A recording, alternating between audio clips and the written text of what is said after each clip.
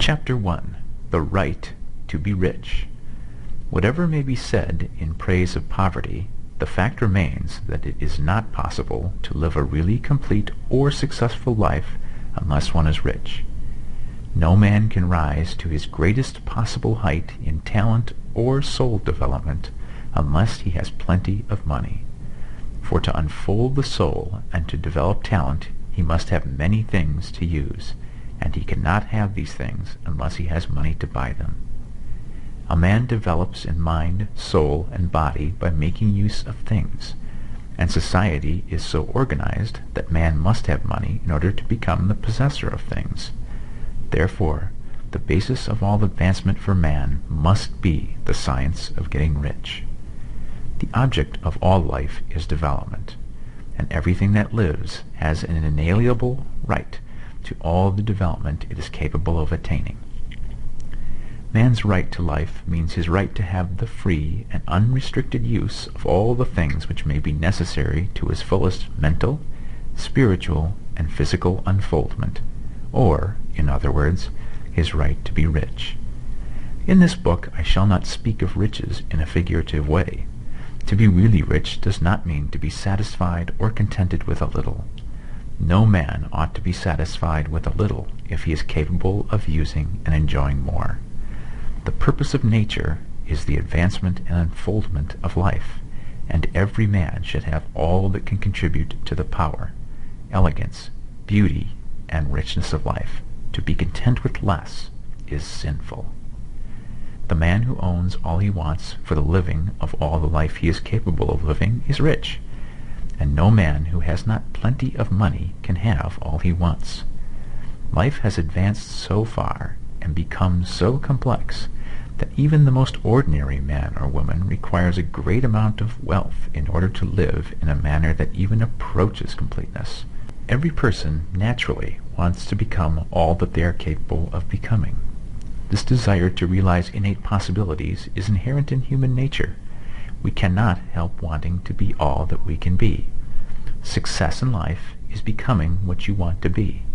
You can become what you want to be only by making use of things, and you can only have the free use of things only as you become rich enough to buy them. To understand the science of getting rich is therefore the most essential of all knowledge.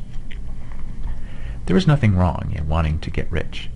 The desire for riches is really the desire for a richer, fuller, and more abundant life, and that desire is praiseworthy. The man who does not desire to live more abundantly is abnormal, and so the man who does not desire to have money enough to buy all he wants is abnormal. There are three motives for which we live. We live for the body, we live for the mind, and we live for the soul. No one of these is better or holier than the other. All are alike desirable, and no one of the three, body, mind, or soul, can live fully if either of the others is cut short of full life and expression. It is not right or noble to live only for the soul and deny mind or body, and it is wrong to live for the intellect and deny body or soul. We are all acquainted with the loathsome consequences of living for the body and denying both mind and soul, and we see that real life means the complete expression of all that man can give forth through body, mind, and soul.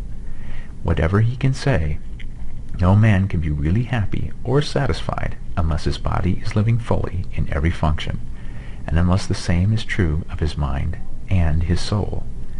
Wherever there is unexpressed possibility, or function not performed, there is unsatisfied desire.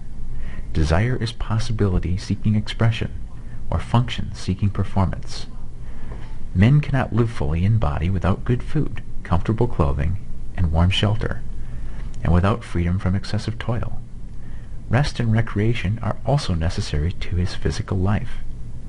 He cannot live fully in mind without books and time to study them, without opportunity for travel and observation, or without intellectual companionship. To live fully in mind, he must have intellectual recreations, and must surround himself with all the objects of art and beauty he is capable of using and appreciating.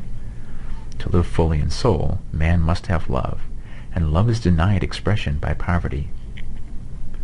A man's highest happiness is found in the bestowal of benefits on those he loves. Love finds its most natural and spontaneous expression in giving. The man who has nothing to give cannot fill his place as husband or father, as a citizen or as a man. It is in the use of material things that a man finds full life for his body, develops his mind, and unfolds his soul. It is therefore of supreme importance to him that he should be rich. It is perfectly right that you should desire to be rich. If you are a normal man or woman, you cannot help doing so. It is perfectly right that you should give your best attention to the science of getting rich, for it is the noblest and most necessary of all studies.